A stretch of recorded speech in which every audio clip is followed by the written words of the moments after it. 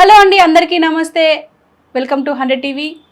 So ప్రస్తుతం మనతో పాటు ప్రముఖ సైకాలజిస్ట్, స్కిల్ ట్రైనర్ నళిని ఉన్నారు. ఆవిడతో మాట్లాడే ప్రయత్నం చేద్దాం. నమస్తే మేడం. నమస్తే అండి. మేడం, ఇప్పుడు ప్రస్తుతం మనం రెండు తెలుగు రాష్ట్రాలలో ఎక్కువగా ఈ అత్యాచారాలకు సంబంధించి అత్యాచారం చేసి మరి మర్డర్ చేయడం రీసెంట్గా ఇవాళ వచ్చిన కొత్తగా ఏంటంటే ఈ మియాపూర్లో ఒక అమ్మాయిని ఇన్స్టాగ్రామ్లో పరిచయం చేసుకొని ఆ అమ్మాయిని అత్యంత దారుణంగా చంపి డంప్యార్డ్ సమ్ చెత్తలో పడేశారు. ఇంకోటి చూస్తే లా స్టూడెంట్ 3rd ఇయర్ చదువుతున్న విశాఖలో సంబంధించి ఆ అమ్మాయిని అత్యంత దారుణంగా అత్యాచారం చేసి వీడియోలు రికార్డ్ చేసి మరి ఆవిడని అంటే బ్లాక్మెయిల్ చేసే ప్రయత్నం చేస్తున్నారు అని చెప్పేసి అదొక కేసు బయటపడింది. అంటే ఈ అసలు అమ్మాయిలు బయటికి వెళ్ళే పరిస్థితి ఉంది అంటారా? ఇప్పుడు చాలా బాధాకరమైన సిచ్యువేషన్లో ఉన్నామండి, టు బి ఫ్రాంక్. ఎందుకంటే అంతకుముందు ఇలాంటి ఒక ఇన్సిడెంట్ జరిగితే ఆ ఇన్సిడెంట్ జరిగిన ముందో వెనకో కొంచెం వీటి గురించి బాగా మాట్లాడేసి చర్చలు జరిగిపోయి అన్ని ఛానల్స్లో అందరి గురించి మాట్లాడుకొని భద్రత అంటే ఇలా తీసుకోవాలి అలా తీసుకోవాలని మాట్లాడేసేసి మళ్ళీ అంతా కామ్ అయిపోయేది. మళ్ళీ ఇంకో అత్యాచారం జరిగినప్పుడు మళ్ళీ ఈ డిస్కషన్లు జరిగేవి. కానీ ఇప్పుడు పరిస్థితి ఎలా ఉందంటే అసలు అదే తప్పు. అంటే అత్యాచారం జరిగినప్పుడే దీని గురించి మాట్లాడుకొని మిగతా అప్పుడు కామ్ అవడం అనేది తప్పు ఒక రకంగా. కానీ ఒక ఇన్సిడెంట్కి కనీసం గ్యాప్ అయినా ఉండేది. ఇప్పుడు మరీ ఎలా ఉందంటే పరిస్థితి అసలు ప్రతిరోజు ఎక్కడో అక్కడ విపరీతమైన మీరు అన్నట్టు అత్యాచారం ప్లస్ హత్యతో కూడిన అత్యాచారాలు లేదా అత్యాచారాలు, లేకపోతే అందులో కూడా మళ్ళీ మైనర్ పిల్లలపైన జరుగుతున్న వాటి యొక్క సంఖ్య పెరిగిపోవడం, ఇవి ఎంతలా అవుతున్నాయి అంటే అసలు ఇది ప్రతిరోజు డిస్కషన్. మరి ప్రతిరోజు డిస్కషన్ జరుగుతున్న విషయం అయితే డిస్కషన్ చేసుకుంటూ ఆగిపోవాలా? మరి డిస్కషన్ దగ్గరే ఆగిపోతున్నాయి కాబట్టి ఇంకా ప్రతిరోజు జరుగుతున్నాయి. అంతే సింపుల్ గా ఒక మాట చెప్పాలంటే. అంతమో డిస్కషన్ జరిగేది, విషయం చల్లారాక మళ్ళీ న్యూస్ లో అన్ని రకాల న్యూస్ ఉండేది, మళ్ళీ ఇలాంటి న్యూస్ ఏదో వచ్చేది. ఇప్పుడు ప్రతిరోజు ఇది న్యూసే, ప్రతి చోట దీనికి సంబంధించి జరుగుతూనే ఉంటుంది. ప్రతి వాళ్ళని దీని గురించి డిస్కషన్ చేసుకుంటూనే ఉన్నాం, కానీ మళ్ళీ డిస్కషన్కి ఆగిపోతున్నాయి అనే అర్థం. ఎందుకంటే ఒకవేళ డిస్కషన్ కాకుండా విపరీతమైన యాక్షన్లో జరిగి ఉంటే మనకి ఇవి డిస్కషన్ జరిగేటానికి అవకాశం లేదు. కనీసం మన ఇప్పుడు ఎలా ఉందంటే ఆపేయాలి ఆగిపోవాలి అనేది మన అల్టిమేట్ గోల్. కానీ అది కూడా అసలు గ్యాప్ ఇచ్చి మరి అంటే కొంచెం గ్యాప్ అయినా తగ్గితే బాగుండు అనుకునే ఒక పరిస్థితి. అంటే గ్యాప్ ఇచ్చి అత్యాచారం జరగచ్చా అంటే అది కాదు నేను అంటుంది. అంటే గ్యాప్ కూడా లేకుండా అన్నమాట కనీసం. రైట్. ఏమాత్రం అంటే ఏమవుతుంది, ఎందుకు నేను గ్యాప్ గురించి మాట్లాడుతున్నానంటే ఎప్పుడైతే ఒక ఇన్సిడెంట్ బాగా రిపీటెడ్గా జరిగిపోతుంటుందో అదేమవుతుందంటే మనకు కూడా స్పందించడం మానేస్తాం. మనం ఓ సమాచారంగా ఆగిపోతుంది అది. రైట్. అది మనం ఇప్పుడు ఎలా పరిస్థితి వచ్చిందంటే రోజు ఇక్కడ జరిగింది అక్కడ జరిగింది. ఇది ఎలా ఉందంటే అక్కడ షాపింగ్ మాల్ తెరిచారు, ఇక్కడ ఒక అంటే మనం ఇప్పుడు ఏ సోషల్ మీడియా ఓపెన్ చేస్తే ఇవాళ కొత్త ఫుడ్ స్టాల్ ఓపెన్ అయింది, ఇవాళ కొత్త బొటీక్ ఓపెన్ అయింది, ఇవాళ ఇక్కడ ఇవి దొరుకుతున్నాయి అనేవి ఎంత కామన్ గా వినిపిస్తున్నామో మళ్ళీ ఈ న్యూస్ కూడా అంతే వినిపిస్తున్నాయి. దానివల్ల ఏమవుతుందంటే ఎక్కువ మనకి ఇంకా అదే జరిగి మనిషి కూడా నార్మలైజ్ అయిపోతాడు. అంటే ఆ జరిగేవే ఇంకొంతకాలం అయ్యాక ఇవన్నీ జరుగుతూనే ఉంటాయిలే, ఎక్కడొక్కడ ఏదో జరుగుతూనే ఉంటుంది అనే పరిస్థితికి మనం కూడా వచ్చేసేలాగా కామనేగా అయిపోతుంది అనే లాంటి పరిస్థితి వస్తుందేమో అని భయంగా ఉంది. దానికి నేను గ్యాప్ ఇచ్చి అత్యాచారాలు జరగాల అనట్లేదు. సైకలాజికల్ గా మనకు అది నార్మల్ సమాచారం అయిపోతుంది అన్నమాట. అంతలా ఫ్రీక్వెన్సీ అనేది పెరిగిపోతుంది. స్టాటిస్టిక్స్ కూడా ప్రతి 21 నుంచి 22 నిమిషాల ప్రతి 22 నిమిషాలకి ఖచ్చితంగా ఏదో ఒక స్త్రీ హింసకి గురవుతుంది, హత్యకు గురవుతుంది. 7 నుంచి 8 నిమిషాల గ్యాప్ లో ఏదో రకమైన అబ్యూస్ కి గురవుతుంది, ఏదో రకమైన దాడికి గురవుతున్నారు. పిల్లల పరిస్థితి కూడా అలాగే ఉంది. పిల్లల్లో అబ్బాయిలు కూడా ప్రతి 22-23 నిమిషాలకి ఒకళ్ళు ఏదో ఒక రకమైన అత్యాచారానికి గురవుతున్నారు. మిస్సింగ్ కేసెస్ పెరిగాయి, చాలా మిస్సింగ్ కేసెస్. ఇప్పుడు స్టాటిస్టిక్స్ కూడా విపరీతంగా మిస్సింగ్ కేసెస్ పెరిగాయి. అంటే మన సమాజం ఎక్కడికి వెళ్ళిపోతుందో అనేది నిజంగా అందరూ భయపడాల్సిన సమయం. అంటే భయం వద్దు, వీటి వల్ల మనం భయపడే లాభం ఏం లేదు అనే పరిస్థితి కూడా లేదు మాట. ఇప్పుడు అడపాదడపా అక్కడెక్కడో జరుగుతూ ఉంటే అయ్యో అక్కడో ఎక్కడో జరుగుతుంది, మనకు కూడా వస్తుందేమో, మనం జాగ్రత్త పడదాం అనే భావనలో ఇంకా అలాంటి ఒక అమాయకత్వంలో మనం ఉండగలం. కానీ ఇప్పుడున్న పరిస్థితి ఎలా ఉందంటే మనం అమాయకత్వంలో ఉండడానికి కూడా లేదు అసలు. నెక్స్ట్ ఎవరా మనం పూర్వం ఒక కథలు చదివే వాళ్ళని చూసారా, మహాభారతంలో వాటిలోను ఒక రాక్షసుడు ఉంటే ప్రతి ఇంటి నుంచి రోజుకొకళ్ళు వెళ్ళాలి, లేకపోతే రాక్షసుడు వచ్చి దాడి చేసేస్తాడు అని ఇలాంటి కథలు వినేవాళ్ళం చిన్నప్పుడు. ఇప్పుడు పరిస్థితి చూస్తే అలాగే ఉంది మాట. ఇవాళ ఎక్కడ వాళ్ళ, ఇవాళ ఏ ఊరో, ఇవాళ ఏ అమ్మాయో, లేకపోతే ఇవాళ ఎక్కడ ఏ పిల్లలో అనే ఒక పరిస్థితిలోకి మనం వచ్చేసాం. అసలు పిల్లల తల్లిదండ్రులు ఎలా అంటే వాళ్ళని ఎలా గైడ్ చేయాలి అంటారంటే, ఇప్పుడు నేను ఇవాళ ఒక న్యూస్ కవర్ చేశాను, అందులో ఏమంటున్నారంటే నా ఆల్రెడీ పెద్ద కొడుకు చనిపోయాడు, చిన్న కూతురు ఎక్కడ సబ్జెక్ట్ ఫెయిల్ అయ్యి ఇంట్లో ఉంది, ఎక్కడ ఏమంటే మళ్ళీ ఏం చేసుకుంటుందో అని చెప్పేసి మేము ఏం అనకుండా ఉండిపోయాము అని అంటున్నారు. అసలు ఎలా గైడ్ చేస్తే బెటర్ అంటారు? ఇప్పుడు ఇది చాలా మీరన్న ప్రశ్న, ఇది ఎలా అంటే అండి రెండు వైపులా జరగాల్సింది.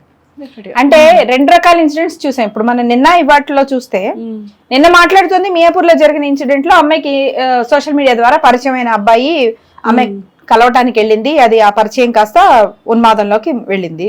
మరి ఇవాళ చూసిన ఇన్సిడెంట్ లో లా చదివే స్టూడెంట్ ని నలుగురు కలిసి అత్యాచారం చేశారంటే ఇందులో అమ్మాయి ఏం కొత్తగా పరిచయం చేసుకుందేమీ లేదు కదా. మొన్న మధ్య కిందటి నెలలో జరిగిన పిల్లలపైన జరిగిన అత్యాచారాల్లో పిల్లలు ఆడుకుంటుంటే 12 ఏళ్ల వాడు 9 ఏళ్ల అమ్మాయిని 8 ఏళ్ల అమ్మాయిని చేసిన సందర్భంలో ఆ అమ్మాయి ఏమైనా సోషల్ మీడియా తీసుకుందా, మరి ఇంకేదైనా తీసుకుందా? అంటే ఇది ప్రమేయం ఉన్నా కూడా జరుగుతుంది, ప్రమేయం లేకపోయినా కూడా జరుగుతుంది. రైట్, అవును. ఇప్పుడు మీరు అగ్గిపుల్ల వెలిగిస్తుంటేనో, ఒత్తి వెలిగిస్తుంటేనో, గ్యాస్ స్టవ్ వెలిగిస్తుంటేనో మిమ్మల్ని మీరు జాగ్రత్త పరచుకోవాలని భద్రత చెప్తాం. అంతేగాని ఇల్లు కాలుతుంటే ఏం చెప్తాం మనం? ఇల్లు కాలుతుంటే మనం రోడ్ల ఇంట్లో నుంచి బయటికైనా పరిగెత్తండి అని చెప్తాం. మనం ఇక్కడి నుంచి ఎక్కడ పరిగెత్తాలి? భద్రంగా ఉన్న వేరే దేశంకి వెళ్తామా, వేరే రాష్ట్రానికి వెళ్తామా, వేరే ఊరికి వెళ్తామా? అసలు భద్రత ఎక్కడుంది? అదే చేయాలా మనం? పారిపోవాలా ఇక్కడి నుంచి వేరే చోటకి, వేరే రాష్ట్రాలకి? శాంతి భద్రతలు మనకి ఎక్కడున్నాయో చూసుకొని అక్కడికి బయలుదేరాలా? ఇలా చేయడానికి మనకి చట్టం కానీ మన ఉపాధి అవకాశాలు కానీ మనకి సహకరిస్తాయా? లేదు. అంటే ఓ పక్క ఇల్లు కాలుతున్నా అది నిప్పు ఇక్కడికి వస్తుంది, మనం ఉండే దగ్గరకు వస్తుంది అన్నా కూడాను మీరు మీ చీర మీ డ్రెస్ మాత్రం జాగ్రత్తగా చేసుకుంటూ ఉంటే ఏం లాభం? అది ఎంతవరకు కాపాడబడుతుంది? ఆ గదిలో నిప్పు అంటుకుంది, అక్కడికి వెళ్ళకపోవడం మనం చేసే జాగ్రత్త కరెక్ట్. కానీ ఇల్లు మొత్తం అంటుకుంటూ వస్తుంటే మీరు ఏం జాగ్రత్త పరుచుకుంటారు? ఇల్లు అయితే పారిపోవాలని అంటాం. ఇప్పుడు సమాజం నుంచి ఎక్కడికి పారిపోతాం మనం? అలాంటి పరిస్థితి వచ్చింది. అయితే ఈ కొన్ని స్వయంకృత అపరాధాలు ఈ సోషల్ మీడియా వచ్చిన తర్వాత ఈ పరిచయాలు పెంచేసుకొని ఆ పరిచయాల్లో ఏమవుతుందంటే, మేము చాలా సెషన్స్ లో పిల్లలతో మాట్లాడేటప్పుడు కొన్ని వందల సెషన్లో కొన్ని లక్షల మందికి, వేల మందికి పిల్లలకి చెప్పిన సందర్భం ఉంది. ఇది ఎంత సోషల్ మీడియాలో పరిచయాలు ఏమవుతాయంటే అండి, ఇప్పుడు మీరు నేను ఇవాళ పరిచయం అయ్యాం, మన ఇద్దరం ఇప్పుడు అయిన తర్వాత ఇలా ఇంటర్వ్యూ చేసామని ఫోటో దిగాం, బాగుంది, ఓకే, థ్యాంక్స్ అండి, మంచి ఇంటర్వ్యూ చేశారని నేను అంటాను, లేకపోతే థ్యాంక్స్ మేడం ఇంటర్వ్యూ చేశారని మీరు అంటారు. లేకపోతే మీ బర్త్డే ఎప్పుడో నాకు తెలుస్తుంది, నా బర్త్డే ఎప్పుడో మీకు తెలుస్తుంది అనుకుందాం. లేకపోతే రేపే ఏదైనా పండుగ ఉంది అనుకున్నా, నేను మీకు విష్ చేస్తాను, మీరు నాకు విష్ చేస్తారు, మీరు నా స్టేటస్ చూస్తారు, నేను మీ స్టేటస్ చూస్తా, నా స్టేటస్కి మీరు స్పందిస్తారు, మీ స్టేటస్కి నేను స్పందిస్తాను. మెల్లగా ఇలా మనం మాట్లాడి అనుకున్న ఒక వారం రోజులకి మీరు నేను మంచి ఫ్రెండ్స్ అవుతాం. డెఫినెట్గా మంచి ఫ్రెండ్స్ అవుతాం. అదే మీ ఇంట్లో ఎవరెవరు ఉంటారు అని మీరు అడగటం, నాకు మీరు మీ వారు ఏం చేస్తారని, మీ పిల్లలు ఏం చేస్తారని మీరు నన్ను అడగటం, నేను చెప్పడం, దీనివల్ల ఏమవుతుంది, మెల్లగా మనం చాలా క్లోజ్ అన్న భావన కూడా వచ్చేస్తుంది. అంటే పరిచయం నుంచి క్లోజ్ అన్న భావన వచ్చేస్తుంది. అది అయిన తర్వాత మనం రోజు మాట్లాడుకుంటున్నాం అనుకోండి, 10 రోజులు మనం రోజు మాట్లాడుకున్నాం అనుకోండి, 11వ రోజు మీరు నన్ను అడుగుతారు, ఏంటి ఇవాళ ఫోన్ చేయలేదు అంటారు. అంటే దీనికి ముందు మీరు నాకు పరిచయం లేరు, కానీ ఇక్కడ నుంచి 10 రోజులు నేను కంటిన్యూగా మాట్లాడటం వల్ల మీ మైండ్ ఎలా కండిషన్ అవుతుందంటే, మీరు రోజు మాట్లాడుకుంటాము అని కండిషన్ అయిపోతుంది. 11వ రోజు మీరు నన్ను అడుగుతారు ఎందుకు ఫోన్ చేయలేదు అని, నేను దానికి ఒక సమాధానం చెప్తా ఎందుకు చేయలేదు. లేకపోతే స్ట్రిక్ట్ అయితే అబద్ధం కూడా చెప్తా, అబద్ధం చెప్తా. ఇంకో 3-4 రోజులైంది మీకు కుదరలేదు అనుకో, మీరు ఎక్కడికో వెళ్తుంటే మరి నేను ఎక్కడికి వెళ్తున్నానే ఈ రోజు మాట్లాడలేనని మీరు నాకు ఫోన్ చేస్తుంటారు. అంటే ఇదేమైపోతుంది, నాకు 40 ఏళ్ళు, మీకు 20 ఏళ్ళు 22 ఏళ్ళు ఉండుంటాయి. ఇంతవరకు మీకు నాకు అసలు పరిచయమే లేదు. ఇప్పుడు పరిచయమైన 11-12 రోజుల్లో మనం ఎలా కండిషన్ చేసేసుకున్నాం అంటే, నేను రోజు మీతో మాట్లాడాలి, మీరు రోజు నాతో మాట్లాడాలి, లేకపోతే ఎందుకో రీజన్ మీరు నాకు చెప్పాలి, నేను మీకు చెప్పాలి, లేకపోతే మన ఇద్దరు మిస్ అయినట్టు, లేకపోతే మన ఇద్దరు ఫ్రెండ్షిప్ కట్ అయిపోయినట్టు. ఓకే, ఇది మీరు నేను స్త్రీ కాబట్టి ఇది స్నేహపూర్వకంగానో లేకపోతే మీకు నా మీద గౌరవభావంతోనో రోజు మాట్లాడుకోవాలనుకోవటం ఉంటుంది. ఇది అమ్మాయి అబ్బాయి అయితే ఇమీడియట్ గా ఇది శారీరకమైన ఆకర్షణకో, మరో ప్రేమకో, మరో దానికో చాలా తొందరగా దొరికిపోతుంది అన్నమాట. సోషల్ మీడియా పరిచయాలు తొందరగా అవుతాయి. అంటే మనకు పక్కన ఉండక్కర్లేదు, మనం చేయక్కర్లేదు, అన్నిటికంటే చాలా దగ్గరగా ఉంటారు వాళ్ళు. ఎక్కడ అంటే మన మైండ్ లో ఉంటారు. ఈ పరిచయం అవుతున్న పిల్లలకి మీరు ఇంటి పక్కన వాళ్ళ, ఊరి పక్కన వాళ్ళ, తెలిసిన వాళ్ళ కాదు, అందరికంటే ది క్లోజెస్ట్ గా ఉంటున్నారు వాళ్ళు. ఎక్కడ ఉంటున్నారంటే మైండ్ లో ఉంటున్నారు. సో మీరు పరిచయాలు ఎక్కడ చేసుకుంటున్నారు, అసలు ఏమైనా తెలుసా? పోనీ ఎదురుకుండా ఉన్న వ్యక్తి అయితే వాడు చాలాసార్లు అడుగుతూ ఉంటాను, అసలు వాడు పెట్టి డీపీలు నమ్మకండి, అసలు వాడు స్నానం చేసిన రోజులేందో నేను కరెక్టే. కొన్ని మొహాలు చూస్తే అలాగే ఉంటాయి.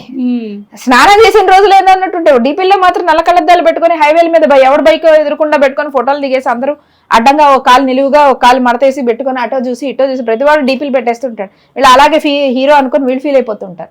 అమ్మాయిలు అంతకంటే వాళ్ళు పెట్టే ఈ డీపీలు చూసి ఇవే వీళ్ళు అనుకొని ఆ అందమే మన సౌందర్యం అని కూడా భావించి ఏదైతే చిత్రంలో ఉన్న అందం ఏదైతే ఉందో, చిత్రంలో ఉన్న అందం మనిషికున్న వ్యక్తిత్వం సమానం, వ్యక్తిత్వంలో కూడా సౌందర్యం ఉండాలని లేదు. సో ఎవరిని ప్రేమించాలి, ఎవరితో స్నేహం చేయాలంటే నువ్వు వ్యక్తితో స్నేహం చేయవు, వ్యక్తిత్వంతో స్నేహం చేస్తావు. నువ్వు అక్కడ నీకేం తెలుస్తుంది, వ్యక్తిత్వం ఏం తెలుస్తుంది? అసలు పక్కనున్న వ్యక్తే మనమే అనుకున్నాము. మంచి ఫ్రెండ్స్ కూడా ఏదో మనస్పర్ధ వచ్చేసి మా ఒకరి మనసు ఒకరు బాధపడి మనం కొంతమందితో ఈ జర్నీలో మనం కొంతమందిని వదిలేసుకొని ఉంటుంటాం కదా.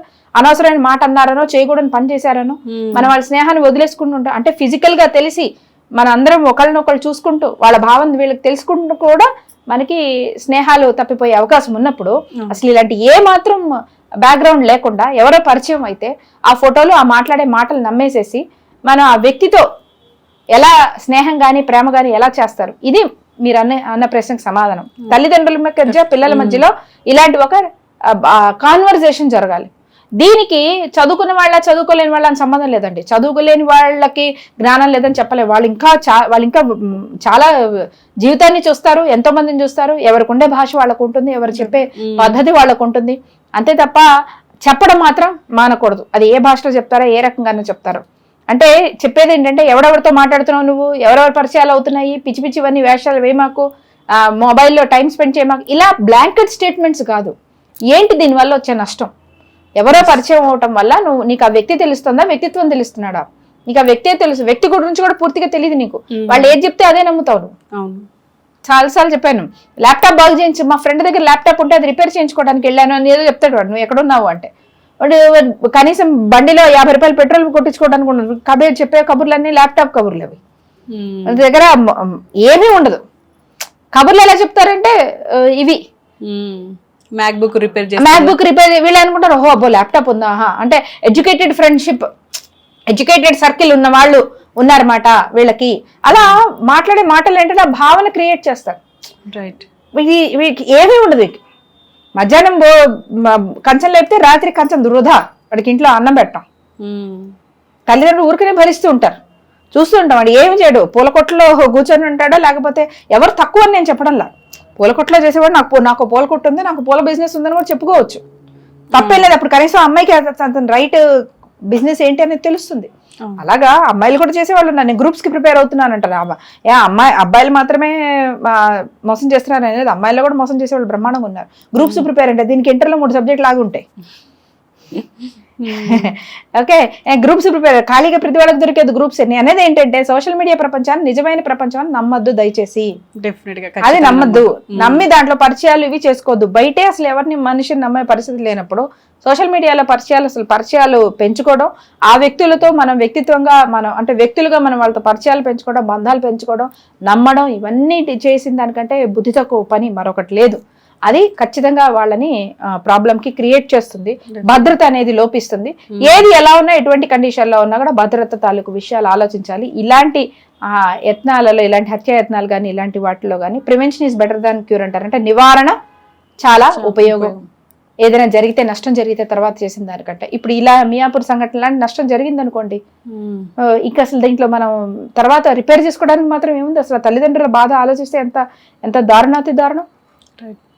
సో ఇలా ఇవి కొన్ని మనవారా మనం చేసుకోగలిగేవి. అంటే ఎక్కడికైనా వెళ్తున్నప్పుడు అక్కడ ఉన్న కండిషన్స్ ఏంటి, అక్కడ ఎంత మాత్రం సెక్యూరిటీ ఉంది, ఎవరిని కలవడానికి వెళ్తున్నాం, ఎన్నింటికి వెళ్తున్నాం, వచ్చేటప్పుడు మనతో పాటు ఎవరైనా ఉంటున్నారా, లేకపోతే మనం ఎలాంటి కండిషన్స్లో వెళ్తున్నాము, అక్కడ మనకేదైనా ఒక అభద్రత జరిగితే కూడా మనం ఇమీడియట్ గా అక్కడి నుంచి సేఫ్ ప్లేస్ లోకి వెళ్ళగలిగే అవకాశం ఉందా లేదా, ఇలాంటివన్నీ క్యాలిక్యులేట్ చేసుకోవడం మన చేతుల్లో ఉన్న విషయాలు కాదని ఇప్పుడు ఇలా మా రాక్షసుల్లాగా వచ్చి మీద పడిపోతుంటే ఇక్కడ ప్రభుత్వాలు ఖచ్చితంగా చేయాలి.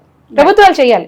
నేను ఎప్పుడు అంతకుముందు కూడా ఒకసారి ఇదే ప్రశ్న వేశాను. ఇప్పటికిప్పుడు హైదరాబాద్ లో ఎక్కడైనా 3 చోట్ల బాంబులు పేలాయి అనుకోండి, జరగాలని అనట్లా, అలా జరగాలని కోరుకోవట్లా. కొన్ని సంవత్సరాల క్రితం జరిగింది కదా ఒకసారి, దడ ఇక్కడ లుంబిని పార్క్ లో, అక్కడ గోకుల్ చాట్లో మరో చాట జరిగితే ఏం చేశారు? నిమిషాలలో, గంటల్లో మొత్తం ఆధీనంలోకి వచ్చేసింది నగరం అంతా. ఇంకా కొన్ని బాంబులు పేలకుండా ఎక్కడికక్కడ వాళ్ళందరినీ కూడా అరెస్ట్ చేసేసి మొత్తం ఇంటెలిజెన్స్ అంతా ఏర్పాటు చేసేసుకొని మొత్తం ఆపేశారు. ఇమీడియట్ గా హైదరాబాద్ జరిగిందని వెంటనే వేరే వేరే ముఖ్యమైన పట్టణాలన్నీ కూడా అలర్ట్ చేసేస్తారు. ఓకే, అంటే ఒక బాంబు దాడో లేకపోతే మరో ఇంకోటో జరిగితే ఎలా అలర్ట్ అవుతుందో రక్షణ సంస్థలు కానీ ఇవన్నీ కానీ రక్షణ వ్యవస్థ కానీ, మరి అమ్మాయిల మీద అత్యాచారం జరుగుతుంటే మనం ఎందుకంత అలర్ట్ అవ్వట్లేదు? ఖచ్చితంగా అవ్వాలి. అక్కడ జరిగింది, ఇక్కడ జరిగింది, ఇక్కడ జరిగింది.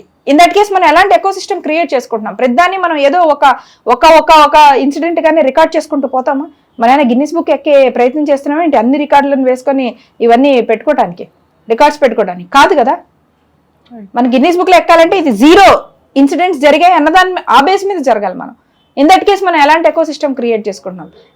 ఎందుకంటే మనకంటే అద్భుతమైన మేధావులు ఉన్నారు అక్కడ. ఐపీఎస్ ఆఫీసర్లు వాళ్ళ మేధావితనానికి మనం పరిధులు లేవు అసలు.